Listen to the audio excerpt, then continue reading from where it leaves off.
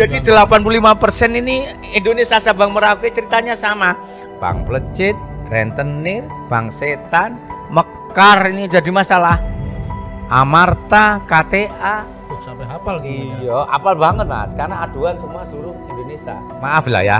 Saya bilang sekali lagi kepada Mekar, semoga ini didengarkan seluruh rakyat Indonesia. Mekar ini adalah uang rakyat kepada pemerintah kembali kepada rakyat. Tujuannya Mekar adalah untuk kesejahteraan rakyat, membantu ekonomi dengan suku bunga yang rendah. Ya kan? Tapi ini sebenarnya tinggi juga dibanding bank-bank BRI atau yang lain. Karena apa? Uang negara dibantukan kepada rakyat ini dengan suku bunga ada yang 2%, ada yang di atas. Terus cara penagihannya juga tidak sopan Mas. Penagihannya di malam hari jam 12 pernah ada, 11, 10, 9 ini ada terus. Waktunya orang istirahat. Orang istirahat. Saya juga berkata berkali-kali, tolong Mekar ini uang negara. Negara ini kan harusnya bermanfaat bagi rakyat. Jangan malah menakut-nakuti masyarakat. Jangan nakutin rakyat. Terus kalau nagih utang harus ada Mas. Dia menekan kalau nggak ada kamu utang tetangga. Kalau nggak ada kamu jual HP. Kalau nggak ada kamu ibaratnya jual LPG. Ini bentuk daripada tagihan yang dilakukan oleh Mekar. Maka saya bilang saya tidak menyalahkan para penagih. Saya menyalahkan yang di atas. Kenapa buat sistem cara menagih begitu kasar? Sehingga mak-mak ini jadi takut. Sampai detik hari ini Mekar jadi masalah.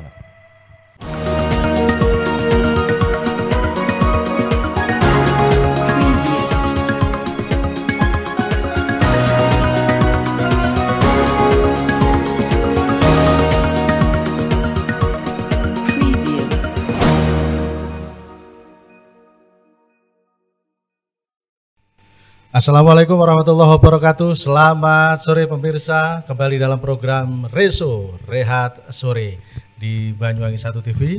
Telah hadir bersama kita aktivis Harimau Blambangan Banyuwangi yang cukup fenomenal dan kontroversial, yang cukup terkenal di bumi Blambangan Banyuwangi, yang tentu hari ini sedang menyoroti tentang Bank Plecit di Banyuwangi. Selamat sore Bang. Selamat sore Mas Dedi. Gimana kabar hari ini Bang? Alhamdulillah sehat-sehat selalu Mas Dedi ya. Iya. Amin amin amin. Dan Bang Yunus hari ini tidak sendirian.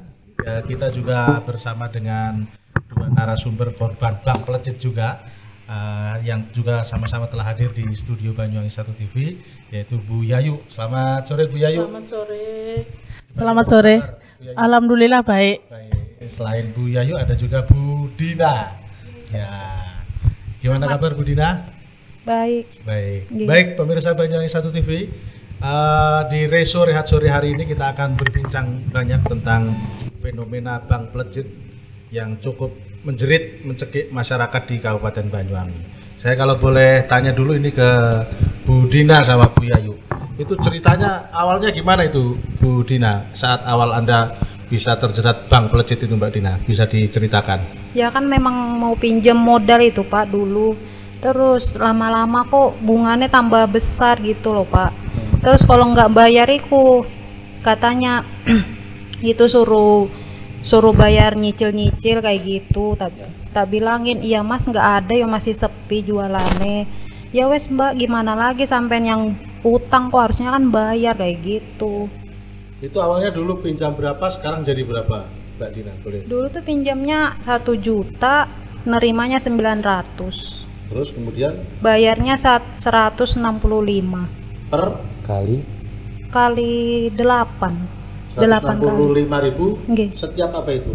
Setengah bulan sekali Pak. 7.400.000 ya. Nggih. Sampai sekarang berarti total masih berapa hutang Anda yang? Tinggal sedikit-sedikit kok Pak. Bank-bank itu. Yang memberatkan bagi Mbak Dina apa ini? Mekar Pak. Enggak, cara menagihnya atau? Kalau cara penagihnya sopan aja sih Pak, tapi harus membayar setiap Selasa. Itu harus bayar setiap Selasa, nggak boleh lewat hari Selasa gitu Pak, nggak boleh. Oh, setiap hari Selasa. Kalau di sini kan setiap Selasa Pak bayarnya. Kalau Bu Yayu mungkin bagaimana kalau Bu Yayu? Kalau saya sih ya terjerat bank, yang terutama yang Bank Madura ya. Habis itu pun kalau nagih sampai malam, terus teriak-teriak. Kita kan malu sama tetangga ya. Kita pinjem 1 juta itu dapatnya, kita pinjamnya 1,5 juta, dapatnya 1.350.000. Ya kan dipotong 150. Kita ngembalikan 1.950.000. Suku bunga yang sangat tinggi Ya, gitu. Terus itu kalau kita nggak bayar itu pokoknya sampai wis marah-marah, pokoknya teriak-teriak wis di rumah itu. Itu jaminannya apa itu, Bu? Ya ndak pakai jaminan kita, KTP sama kakak fotokopi ya. Terus saya ini sekarang kan keadaan pailit, jualan lagi sepi. Kalau Bu Yayu di rumah kebetulan punya usaha jualan. Usaha jualan es degan di Gurit. Jadi Ya. Setiap Selasa, setiap apa bayarnya? Itu hari Rebu sama Jumat. Saya punya 2 tanggungan Rebu sama Jumat. Ya. Yang hari Rebu itu tinggal 825. Yang hari Jumat tinggal 4 angsuran kalau nggak salah. Itu nggak mau, tetap harus bayar. Terus saya bilang gini, kalau memang gitu, saya kemarin dari kantor DPR, memang saya ke sana kan. Saya ketemu dengan beliau Pak Yunus. Habis itu saya ngomong kalau itu kita ke sana, saya juga ingin tahu solusinya gimana. Tolong sampean bawa surat izinnya, mereka nggak mau. Itu dulu awal Bu Yayu pinjam uang ke Bank Plecit itu untuk apa itu, Bu? Ya untuk usaha itu. Ya, terus keadaan jualan sepi. Maksudnya kita mau libur lah sekali itu ndak boleh libur pokoknya. Dulu itu perkiraan berani pinjam itu karena kan kalau Iya, lancar ya, ya berani, takutnya ya kita nutut lah kalau 1 minggu segitu, tahunnya kan namanya orang jualan es kadang hujan, kadang itu ndak mau sampai malam jam 9, jam 10 didatangi kita ke rumah. ditungguin. Iya ditunggui, iya marah-marah itu. Kita ya namanya kita kan malu sama tetangga ya, memang keadaan ndak ada, dipaksa pun kita ya ndak ada. Ya kita minta maksudnya yang sisa-sisa sedikit, kalau dipikir kita sedikit tinggal bunganya toh, kita minta toleransi gitu, kita bukannya nggak mau bayar, kita mencicil tapi mereka ndak mau. Nggih. Bagaimana Anda awal bisa mengawal dari teman-teman masyarakat terkait Bank Plecit ini? Awal ceritanya Bang Yunus ini gimana? Jadi gini Mas ceritanya. Fenomenal kontroversial sampai hearing ke DPR itu gimana Ceritanya begini, dari awal Mas Heru dengan teman-teman wartawan ya tiba-tiba mengundang telepon saya pas saya bakso di bakso kondusi belakang kejaksaan. Kebetulan saya ini bertiga sama Pak Gopar sama Raja Sengon tuh makan bakso yang hanya punya uang 100 ya. Ketika Mas Heru ini telepon, ada emak-emak yang ditagih utang, pada menangis karena ketakutan, dipreser oleh, maaf ya, di situ orang-orang Madura yang banyak, dari Mekar juga ada, jadi ngumpul di situ, ada warung ngumpul. Lah saya ke sana kan kalau nggak bawa duit kan nggak enak. Spontan saya telepon teman saya, tolong ambil motor saya NMAX, saya kirim uang 10 juta. Jadi spontan juga hanya hitungan menit aja kita langsung ditransfer uang 10 juta. Datanglah saya di Mojoroto. Ya, Mojoroto, warung tempatnya para ngumpul penagih-penagih Bank Plecit itu. Rentenir, Mekar juga ada di situ, ngumpul semua. Kalau nggak salah ada 16 emak-emak di sana dan banyak puluhan penagih. Sehingga ketika datang di situ saya tidak bicara banyak, emak-emak pada menangis, Pak Yunus utang saya gini, ya sudah. Langsung saya tanya utangnya berapa? Oh saya 600, ya sudah langsung tak transfer Mas. Tak transfer lewat m-banking saya, ya berat transfer. Terus yang lainnya siapa? 1.200.000 ya wis tak transfer. Ibu kurang berapa? Kurang 200 ya tak transfer. Ibu kurang berapa? Semua tak lunasi hari ini. Sampai gitu. uang 10 juta tadi habis. 10 juta habis. Bahkan saya saat itu juga janji kepada mak-mak akan saya modali per orang-orang ini 2 juta untuk jual gorengan atau sembako kecilan, sayur-sayuran. Untuk membangun usahanya lah. Iya, untuk membantu usaha dia biar ada yang buat bayar. Nah, setelah itu tiba-tiba dengan teman-teman ini divideokan, disyuting ternyata.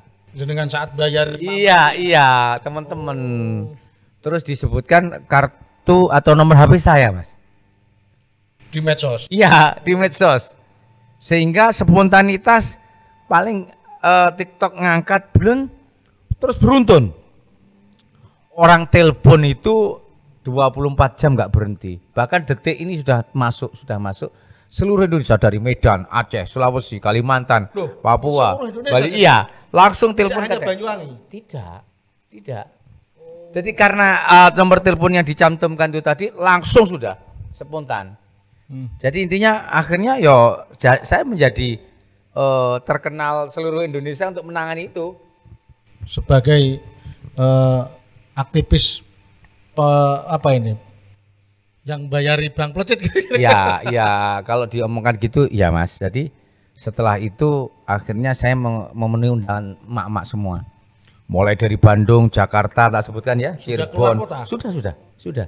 Cirebon, Jawa Tengah, mulai Cilacap, di Majenang juga, mulai Kebumen, mulai Jogja, mulai Semarang, Brebes, Tegal sudah tak masuki. Masih di sekitar Jawa lah ya. Ya, Belum sampai ke terus di Kediri, Blitar, Tulungagung, Pacitan, Mojokerto, terus Surabaya, Gresik, Tuban sudah semuanya. itu ceritanya kalau yang di luar daerah apa sama Bang? Sama.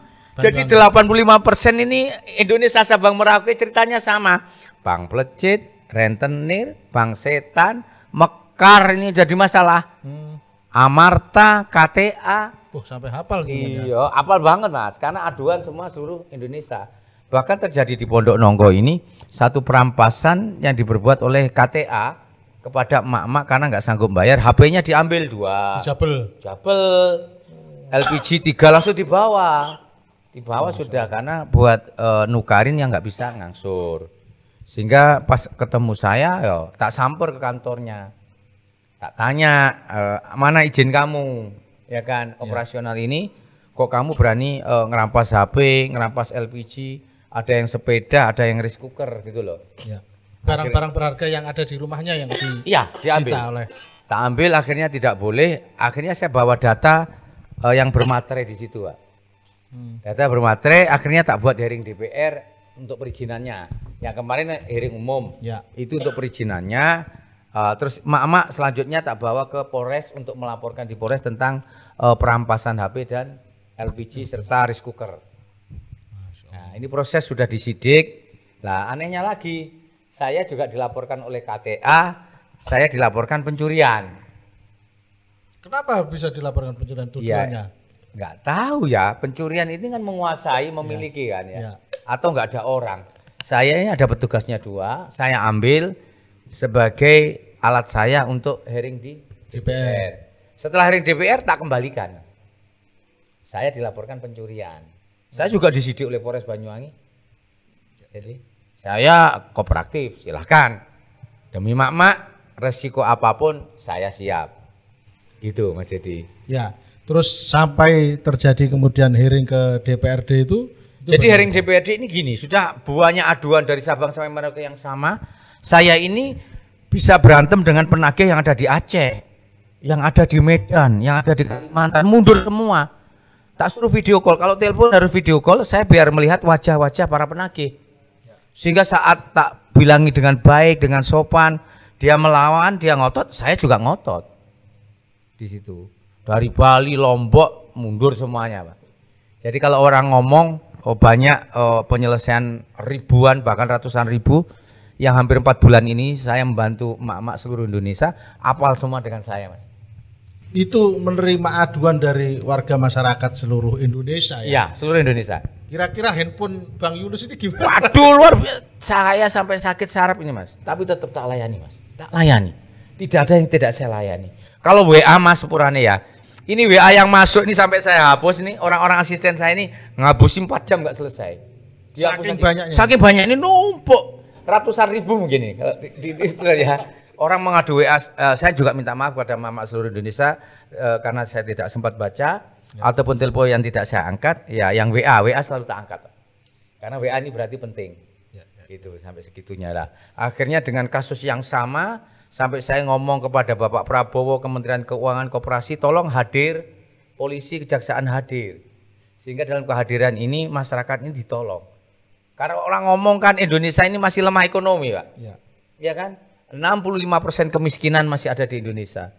Ya kan? 90% koruptor merajalela menguasai dengan arogannya. Sementara rakyat bawah, rakyat bawah, rakyat kecil tertindas, terniaya, terzolimi, tersakiti, terjepit, kehidupan yang sangat minim sekali, dan korbannya maaf mas, korban kok ada ditunjukkan ke saya yang bunuh diri, ada yang cerai, ada yang minggat, ada yang berantem dengan suaminya, mereka nggak bisa tidur malam karena besok ada tagihan. Terutama ini yang sangat mengeluh ini Mekar Pak. Maaf lah ya. Saya bilang sekali lagi kepada Mekar, semoga ini didengarkan seluruh rakyat Indonesia. Mekar ini adalah uang rakyat kepada pemerintah kembali kepada rakyat. Tujuannya Mekar adalah untuk kesejahteraan rakyat, membantu ekonomi dengan suku bunga yang rendah. Ya kan?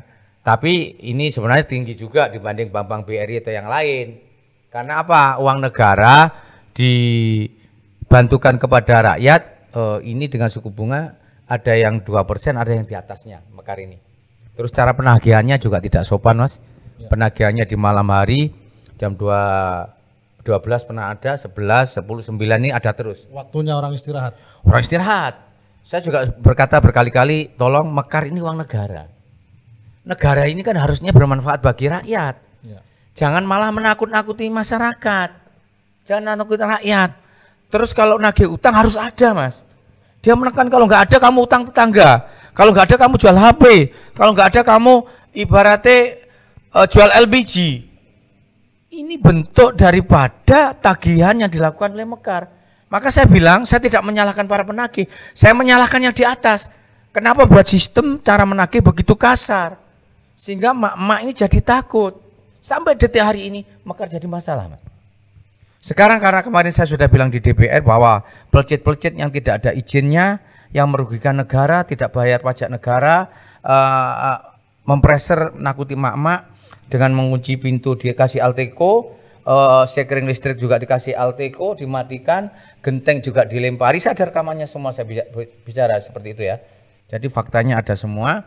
Maka dari itu kemarin DPR dengan Dinas Koperasi dan Perizinan serta Keuangan kemarin hasilnya bahwa bagi peredaran uang, ya kan, di situ Dinas Koperasi sudah mengatakan bahwa semuanya ini bukan koperasi, termasuk Mekar bukan koperasi, ya kan, bukan dari kewenangan koperasi, bukan. Sehingga begitu ya, bahasanya apa ya, finan atau apa ya, tetapi karena ini meresahkan masyarakat, ini kata DPR ya, ini harus dirapikan karena tidak ada izin, harus ditutup. Polisi yang harus bertanggung jawab karena suku bunganya 40%, ada yang 60% mas. Bahkan ini tadi bercerita ada 90% suku bunga yang sangat tinggi, rentenir yang 10% pun yang tidak ada izin sama sekali kalah. Maka dari itu saya acungkan jempol, DPR Banyuwangi ini hebat. Saya sebelumnya siaran mas. Hari Rabu saya siaran, saya mengatakan bagi mak-mak semuanya yang punya hutang bank pelcit, bank Mekar, bank apapun mau dilunasi, datanglah ke DPR, akan dilunasi oleh pejabat dan DPR Banyuwangi daripada uangnya dikorupsi tidak jelas. Itu siaran saya, bahwa fotokopi KTP. Tetapi salah penafsiran di teman-teman yang lain. Otak saya sudah maju ke depan, caranya untuk melunasi DPR tidak dibayar duitnya mas. Tapi dengan apa? Dengan putusan DPR ini pemerintah tertinggi. Dengan kebijakannya. Karena dia pemerintah tertinggi, dia punya hak melebihi pengadilan loh ya. Karena pengadilan pun di bawah pemerintahan DPR. Jadi DPR di situ hasil hearing mengatakan yang tidak berizin, yang merugikan masyarakat, yang suku bunganya tinggi, yang tidak di bawah OJK, yang tidak bayar pajak negara, maka ditertibkan dan tidak boleh beredar. Maka dengan itulah bayaran-bayaran itu dibayar dengan putusan kata-kata hasil hearing, gitu Pak. Nah, sebagai tindak lanjut hasil hearing ini, gimana Bang Yunus? Setelah pasca hearing di DPR kemarin, itu kan di luar ekspektasi. Ternyata mak-mak yang datang kan sangat banyak itu. Ribuan mas. Ya. Ribuan mas. Sangat banyak. Iya. Nah, kemudian mereka mengikuti hearing, termasuk Bu Yayu ikut hearing ini. Saya ikut ya. Ikut mendengarkan sendiri. Fotonya mesra lagi. Setelah mendengar jawaban dari DPR, tahu Bu Yayu? Tahu, saya juga ikut. Alhamdulillah waktu saya ikut sidang di dalam, saya ikut masuk. Ikut masuk. Ya memang katanya Pak Yunus di sana kan semua rentenir, semua pokoknya koperasi ditutup waktu itu. Cuman kita kan ya tetap bank plecet semua itu kan kita ngomongnya gini, Pak, saya ini sementara nggak bayar dulu, saya nunggu keputusan dari DPR kan gitu. Beliau ngomong WA kan kebanyakan WA nggak mungkin dibaca kan ya. Jadi kita kalau kita telepon video pasti beliau kan gitu. Terus kita juga sekarang nih saya juga ingin pertanyakan Mekar ya. Mekar itu kita kan tanggung renteng pinjamnya. Nah, tanggung renteng. Terus kita kalau mau nggak bayar kita juga nggak berani. Polanya teman-teman kan kita nanti di teman-teman gitu kan, kita satu grup itu harus bayar semua, sedang kita nggak boleh telat ya, nggak boleh, pokoknya nggak boleh telat wes, harus bayar. Terus saya bilang, terus sekarang keadaan pilot semua wes, bukan saya aja, semua pilot ini, ibu-ibu pilot semua. Ekonomi sedang sulit. Ekonomi sedang sulit pol, di bawah sulit jadi keplenyet ini. Daya belinya enggak ada. Iya. Seperti tahun-tahun tahun kemarin gitu ya enggak ada wes, ini memang keadaan pilot sekali wes, mau ngomong gimana memang keadaan pilot. Terus kita harus, memang kita ya bukannya kita mau mangkir dari hutang enggak, cuman kan karena keadaan kita ini. Terus kita bayar Mekar ada gimana pun caranya kita kan harus bayar, kecuali kita perorangan masih bisa, kita perorangan tuh masih bisa, kita enggak usah bayar dulu, mungkin bisa. Ini karena kita tanggung renteng teman-teman kita, kecuali beliau ini Pak Yunus ke kantor Mekar kita beda lagi. Ya kalau kita cuman mungkin kita ya tetap di ubyek wes enggak bisa. Ini tak putus ini, mumpung saya ingat ya. Gimana? Jadi untuk seluruh Indonesia ya, Banyuwangi 1 TV ini semoga menjadi satu siaran pusat pertama kali saya hasil hearing DPR selain di TikTok kami dan TikTok teman-teman. Ini untuk Mekar ini ya Mas ya. Peringatan ini saya katakan kepada Mekar yang ada di pusat. Dan saya bicarakan, saya katakan juga kepada mak-mak seluruh Indonesia, di mana Mekar ini adalah memang BUMN, ya kan? Mereka mengadopsi di BRI, numpang rumah di BRI lah, karena itu uang negara. Jadi kesannya ini yang gandeng renteng itu tadi Mas. Jadi pinternya Mekar ini ada orang 10, ada orang 12, ini tanggung jawab bersama. Sehingga kalau nggak ada yang bayar satu, yang lainnya harus nutup. Ini bentuk sistem yang luar biasa jahatnya ini. Ini ngalang-ngalai perampok ini Mas. Saya katakan Mekar perampok ini ya karena sistemnya, bukan orangnya. Bukan perorangan ya. Bukan. Jadi harus gandeng renteng ini. Ini aturan macam mana ini? Jadi Bu Yayi diminta cari grup gitu ya? Iya. Ada ketuanya. Jadi gitu. Jadi saya peringatkan kepada Mekar yang ada di pusat, jangan sampai menekan membuat aturan kepada bawahan sehingga nanti bawahan yang terjun langsung kepada masyarakat kena awu angetnya Mas. Dengan satu ya, gandeng renteng ini tadi kesalahan besar. Terus menagih di malam hari jam 9, 10, 11 sampai setengah 12 ada semua rekaman di saya yang di Lampung itu juga ada. Terus lagi menekan dengan suruh menjual ini dan jual itu.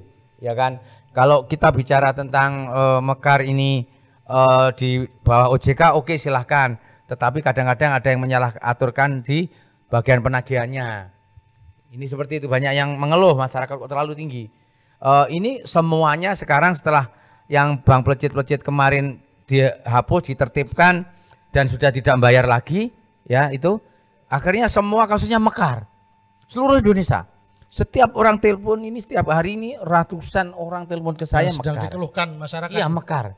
Loh. Kalau bank pelecetnya udah redam. Udah ada 1-2 ini tadi aja pas ditagih. Kebetulan saya jalan ke sini video call, ada orang Madura 2 mau nagih bank pelecet itu. Ya. Ketika telepon saya langsung lari tadi saya lihat. Iya Mbak, lari ya.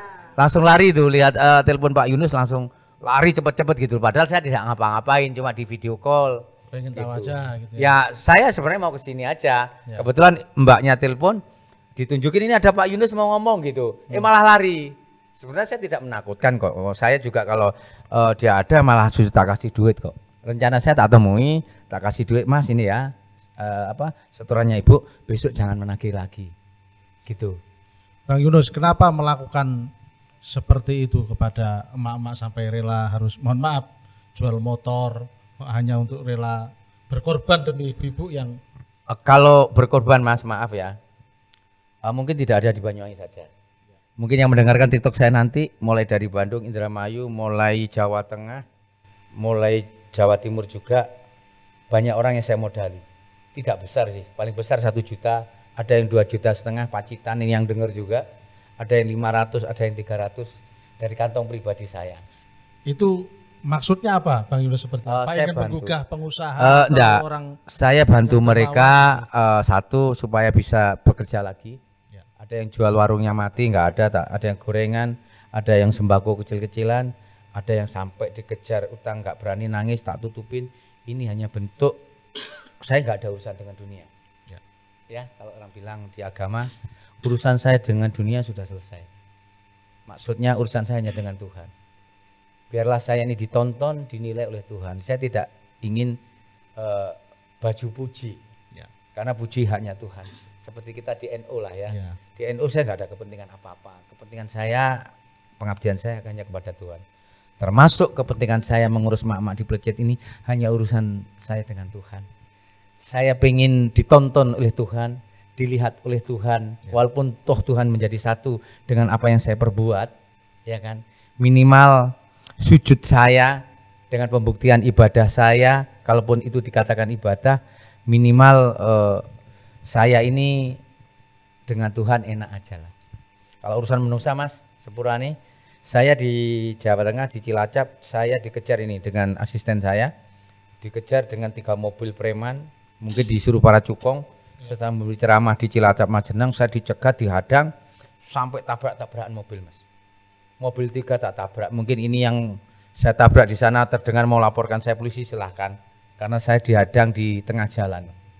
Gara-gara berani ibu Bang Plecet juga. Iya, saya dari Sembilani itu dianggap saya ini pengganggu para cukong mungkin yang ada di sana, bos-bos, saya digitukan. Sudah terjadi. Sangat luar biasa pemirsa, ternyata bagaimana kisah dari Bang Yunus Wahyudi di dalam membela emak-emak untuk urusan Bang Plecet, sangat luar biasa. Tentu ini cerita yang menarik dan bagaimana nanti kelanjutannya kita rehat sejenak usai jeda pariwara yang mau lewat berikut ini.